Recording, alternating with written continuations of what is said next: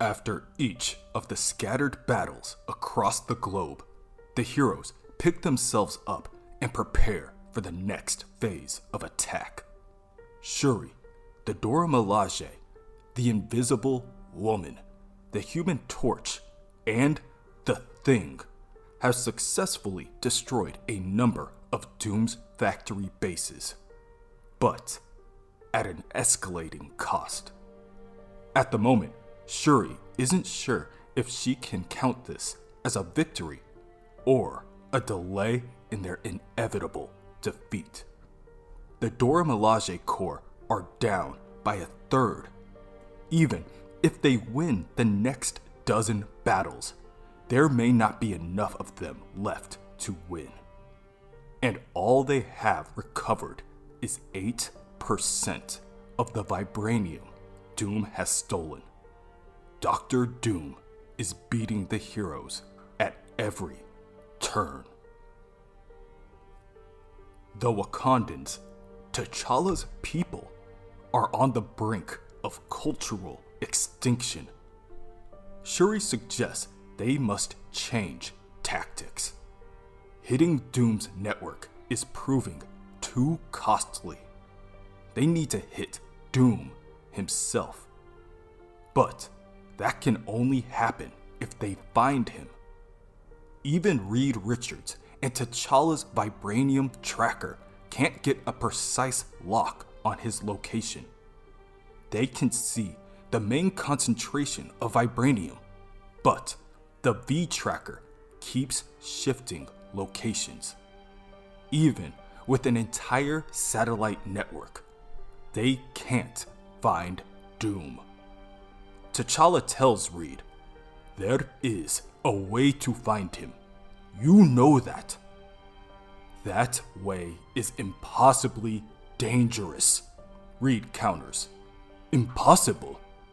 T'Challa grits his teeth. "No. If one is willing to risk everything, then nothing is impossible." Within Area 113, Dr. Doom's private lab. Doom is putting the last finishing touches on his vibranium-enhanced armor. Currently, it's at 578% of its power capacity. Walter Declan, the broker, advises Dr. Doom, "When you engaged my services, it was with the understanding that I not only run your global network, but to remind you of the dangers of underestimating opponents like T'Challa and Richards. Your super duper Doombots may be racking up a yummy body count, but the collateral damage to your physical network is alarming." Dr. Doom snarls, "Let it all fall down. I no longer care. After tomorrow, I won't need it. After tomorrow, I won't need anything." Elsewhere, Wade Wilson, Deadpool, arrives at the Caves of Bast, carrying a fishnet full of broken Doombot pieces, all while wearing a "I visited Latveria and all I got was a bunch of Doombot heads" t-shirt. He made it himself. "So, funny story," he begins as he hands his bounty over to Reed Richards. "I get a nice big retainer to introduce Victor Von Cranky Pants to his ancestors. And it turns out he hasn't even been in Latveria in weeks." Mr. Fantastic is furious. "T'Challa, we discussed introducing a chaotic element to disrupt Doom's calculations. But surely you couldn't be so desperate as to hire." Deadpool interrupts Reed to speak to T'Challa himself. "Look, I have no ideas why, and I don't care. But I was hired to take out Doc Doom. So, point me at him. T'Challa leads Deadpool to a giant metal door in the back of the cave. Do you know anything about science, Mr. Wilson? Deadpool nods. I have every episode of Star Trek, the classic, not the one with the bald guy who looks like Professor X. I'll use short words. Doom is both a brilliant scientist and a master of sorcery. For years, I resisted exploring the magical arts, believing that Doom could be overcome by technology and strategy. That view proved to be inadequate. He said inadequate. Deadpool chuckles. T'Challa continues. Since Doom ambushed me and nearly killed me, I've been exploring other options. I've developed a new field of science, shadow physics, which combines quantum science with ancient alchemy. While Deadpool gets bored and checks his watch, T'Challa explains that all things are connected on a quantum level. This allows for everything from teleportation to entanglement theory. Shadow physics takes a bold step forward. It allows for the creation of a contained field that is a simultaneous state of non-existence and omni-existence. Even though they can't fix the location of the vibranium on the physical plane, they can connect it to the quantum level. It may be possible to use this nowhere room to transport a person to that location. Reed tells T'Challa that the nowhere room is too dangerous. The process of omni-existence will tear someone apart, and the sudden connection to the whole of pan-dimensional space will destroy Deadpool's mind. Anyone who goes in there is driven mad. Deadpool, however, has other concerns. Ooh, he gasps. Who are they? T'Challa looks behind him and sees a number of Dora Milaje standing there, all fitted with weaponry and black armor. This is your backup, Mr. Wade. A special wetworks team of Dora Milaje Elite, the Midnight Angels. Deadpool's mouth drops. Do you believe in love at first, second, third, and fourth sight? At the ruins of one of Doom's factories, Neox tells Shuri that the building they just toppled has a number of fail-safes. Its computer mainframe is still intact. He goes on to state that waging all these wars costs Doom billions. The costs are undercut by thousands of legal businesses, commodities, medical research, robotic patents, and more. He shows her Doom's banking records. If Neox can crack the passcodes, they'll have access to Doom's entire cash flow. They can divert all those funds. They can cripple his global network. Not even Doom can wage war without funding. Technology may be his muscle, but this is Doom's lifeblood. And Neox is going to make sure Doom bleeds. In the caves of Bast, Reed Richards makes a call. He tells the person on the phone, this has to be quick. T'Challa wouldn't approve of this call. Doom has what he needs to upgrade his weaponry by an order of magnitude. It's driving T'Challa to take dreadful risks. Assassination of a head of state. Perhaps even open war with Latveria. The man on the phone says, I hear you, Reed. This is a tough call. I don't like doing an end run around T'Challa. I understand, Reed tells him.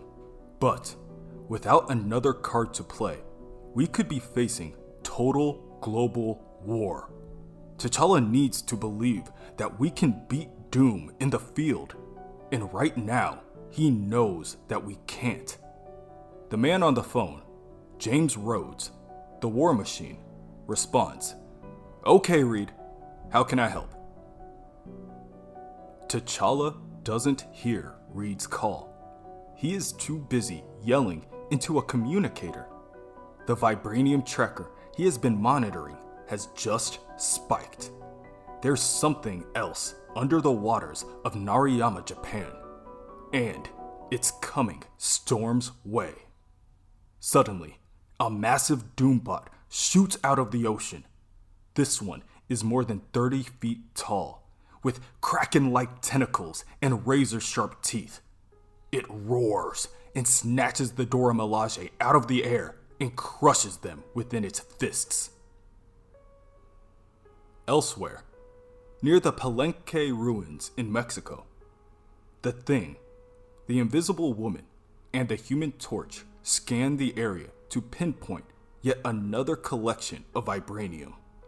However, the broker has hired a group of villains to protect the vibranium deposit.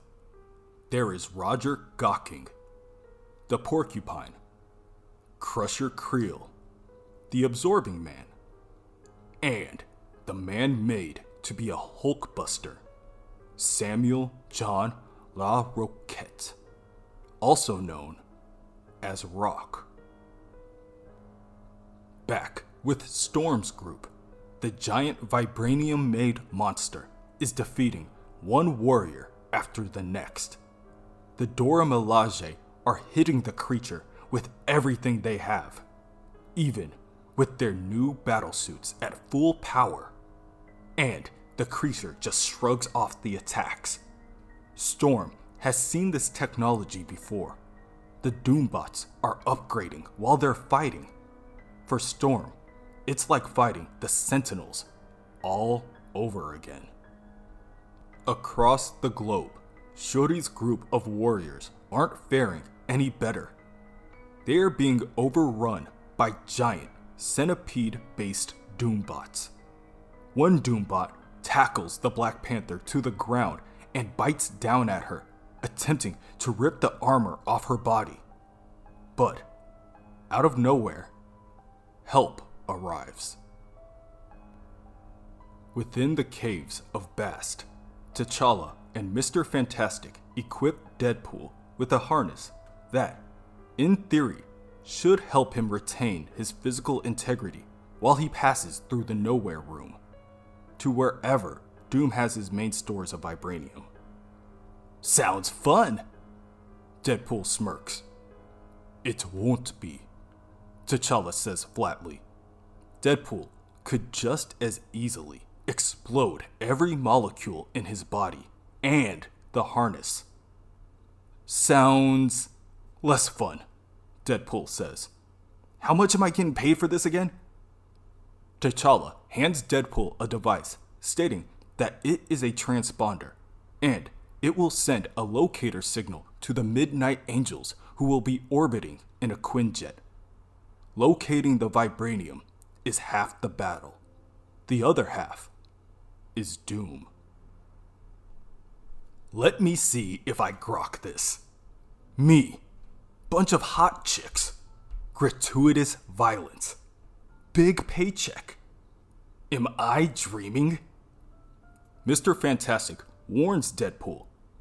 Wade, you don't understand the risks. You don't have to do this. Thanks, Reed, old chap. Thanks, Reed, old chap. But I have insanely hot chicks waiting for me to turn Doc Doom into spam in a can. That's history book stuff. I could get my own comic book out of this. T'Challa echoes Deadpool's sentiment. They don't have time to play it safe anymore. Doom has guessed their every move so far. But this next set of moves, he'll never see coming. Deadpool is their secret weapon. T'Challa closes the door to the nowhere room behind Deadpool, and suddenly, Wade Wilson is everything. He is consciousness incarnate. He is everywhere. He is the Silver Surfer. He is Galactus. He is Ego. He is the Brood. He is in the world of Marvel Zombies. He is the hero. He is the villain. He is just a pile of blood and intestines laying on the floor. He is nothing. He is unconscious. He is nowhere. Elsewhere, War Machine successfully turns the tide of battle for the Black Panther and the others. Shuri, for one, is surprised. Her brother didn't tell her he was sending in War Machine for backup. Rhodey explains that it wasn't T'Challa who called him. The call came from a friend of the family. Shuri catches Rhodey up on the events thus far. Doom has enough mystically charged vibranium to conquer the world 100 times over. At this point, it feels like she's drowning in the blood of her own people. Rhodey opens up a pouch and hands Shuri a small device. This might help. It's a Stark Technology cyclical repulsor power cell. Long story short, it masks your power signature while providing random frequency modulation. I'm not the physicist in the family, she tells him. Me either. I just know that with these gizmos, you and those Amazons of yours will have a fighting chance. Want to take it for a test drive? Within Area 113, Mrs. Tickle calls the broker over to her computer. Apparently, T'Challa, or his little minx of a sister, has hacked their system. They've taken it all. They've rerouted over 100 billion euros to charities. 10 million to the Foundation for AIDS Research. 10 million to a children's health fund. 5 million to the African Wildlife Foundation. Another 5 to the I Have a Dream Foundation. And it gets worse. Walter slams his fist on the desk. It's bad enough they plundered his network, but they turned Doom into a humanitarian. Oh, he's going to kill me. Somehow, Deadpool is still alive, and he winds up finding himself back in Latveria. Well, that wasn't too bad, he questions as his shoulder dislocates and falls off his body. 20 minutes later, as he waits for his arm and possibly other limbs to reattach, Deadpool makes the call to T'Challa. Honestly, I've had worse. Yes, I sent the signal. No, I think my intestines will grow back. So, where exactly am I? But I just came from here. Oh, right. Secret underground lab. Sensor shielded. Jeez, I'm about one white cat away from a James Bond movie. Back in the cave, Reed tells T'Challa, this complicates everything. The sensor shielding prevents us from proving that Doom took the vibranium to Latveria. We have nothing that is actionable in World Court. To invade Latveria without substantive proof would be an act of war. T'Challa growls back, I don't care about proving it, Reed. This has gone too far to play politics. Doom humiliated me, murdered my people, and now threatens the whole world. If war is the only answer, then we will shatter the pillars of heaven. There is nothing I would not do to stop him. Within Castle Doom, Deadpool continues to wait for his body to repair itself. However, when he hears the sound of heavy metal footsteps approaching him, he already knows what to expect. Guys? He says, attempting to get Reed and T'Challa to stop arguing for a second. I think we might have a bit of a problem. Before Deadpool can say another word, Dr. Doom arrives.